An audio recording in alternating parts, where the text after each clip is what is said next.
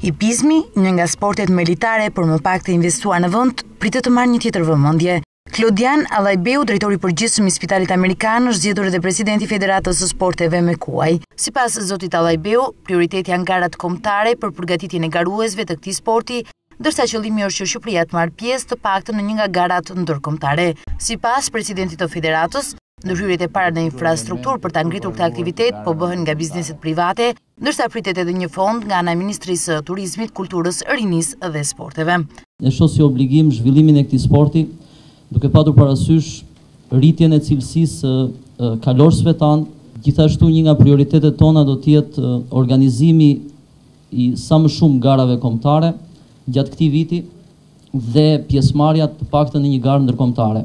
Ne kemi një kompleks, jemi duke e përfunduar, i cili ka një infrastrukturë shumë moderne, me stalla ndërmë moderne që mund të jenë në Europë dhe gjithashtu me fusha të hapura dhe të mbyllura për zhvillimin e këtyre eventeve.